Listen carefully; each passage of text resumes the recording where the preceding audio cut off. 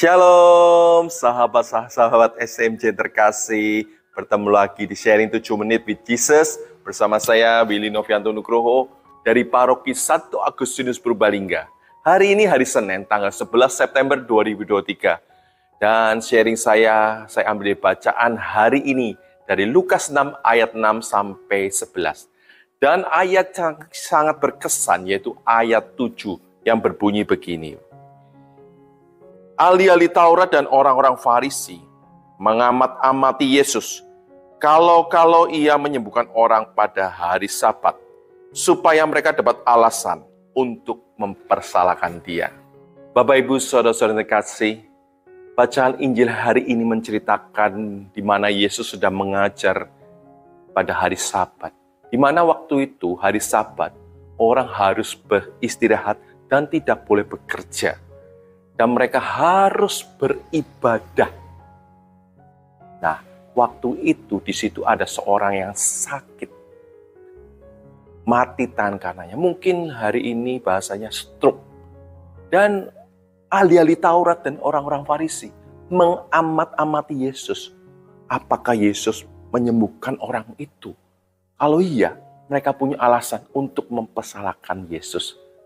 Bapak Ibu, saudara-saudara kasih. Benar, Yesus tahu pikiran mereka. Makanya Yesus berkata, pada hari Sabat apa yang diperbolehkan?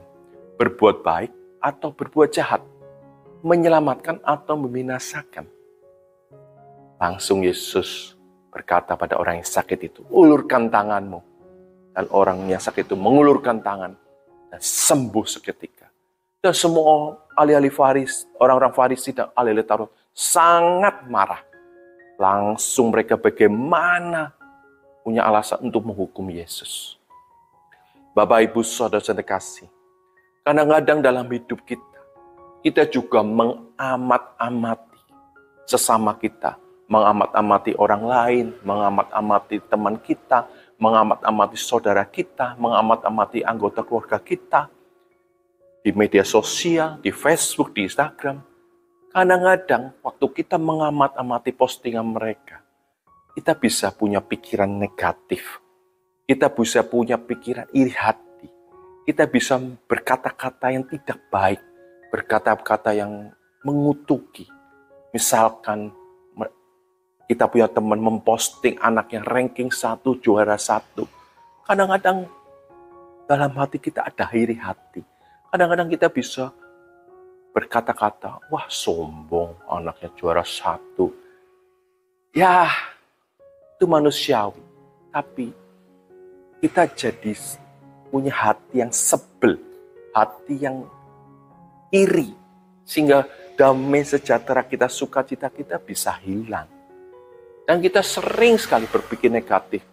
Ya ada postingan yang orang sukses, teman kita sukses. Alah sombong, alah sok-sokan. Nah itu, hati-hati sekali. Kita kadang-kadang punya pikiran begitu. Dan juga kadang-kadang kita mengamati pekerjaan Tuhan Yesus. Waktu kita sedang berdoa, kita mohon pada Tuhan. Waktu kita memohon, kita mengamat-amati waktunya Tuhan. Saya sudah berdoa, rosario, doa novena, sudah misa setiap hari. Tapi kapan Tuhan doa saya terkabul? Kapan Tuhan? Rasanya saya nggak didengar doanya. Rasanya saya tidak merasakan pertolongan Tuhan. Kita sedang mengamat-amati pekerjaan Tuhan. Waktunya Tuhan bukan waktunya kita. Rancangan Tuhan bukan rancangan kita. Karena rancangan Tuhan ada rancangan terbaik bagi kita. Sering kita mengamat-amati sehingga kita merasa jengkel. Akhirnya mutung pada Tuhan sehingga meninggalkan Tuhan dan menjauh dari gereja. Bapak Ibu, harusnya kita mengamati diri kita sendiri. Bagaimana ketika melihat postingan orang lain, melihat orang lain, mengamati orang lain, kita mengamat-amati diri kita dulu.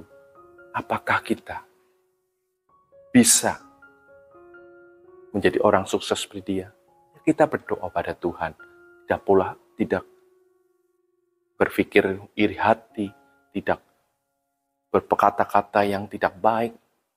Kita harus mengamati diri kita, supaya kita benar-benar menjadi pribadi yang selalu baik di mata Tuhan. Bapak Ibu, saya punya sharing begini. Saya punya lahan parkir, di mana lahan parkir itu untuk bongkar muat truk dari pabrik. Dan setiap hari saya mengamati apakah lahan parkir itu dipakai orang lain. Betul Bapak Ibu. Ada truk orang lain yang parkir di situ, ada mobil orang lain parkir di situ.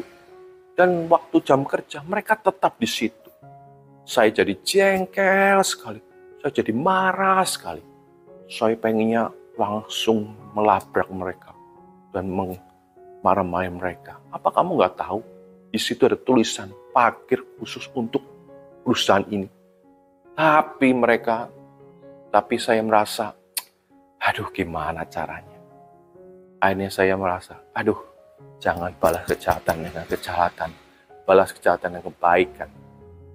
Akhirnya saya bicara dengan tim manajemen akhirnya punya solusi. Nanti saya kasih surat di mobil mereka. Dan saya juga ikut berdoa.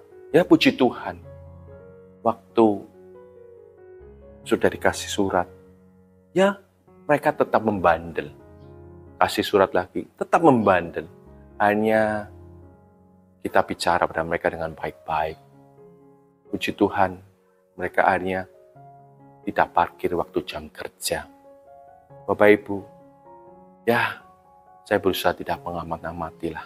Mungkin mereka juga butuh kadang-kadang, sehingga saya tidak kehilangan damai sejahtera, saya tidak kehilangan sukacita saya. Saya berusaha berikan terbaik bagi mereka, dan saya juga belajar untuk tidak mengamati Tuhan. Bapak Ibu, saudara-saudara kasih, ayat firman hari ini sungguh menguatkan saya.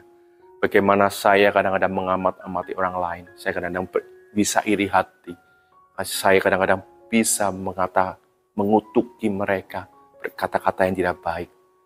Sungguh firman hari ini menguatkan saya, beri semangat saya untuk belajar, berpikir positif, dan berkata yang baik. Semoga sharing hari ini bisa menguatkan Bapak Ibu, saudara-saudara yang dikasih. Terima kasih. Tuhan Yesus memberkati.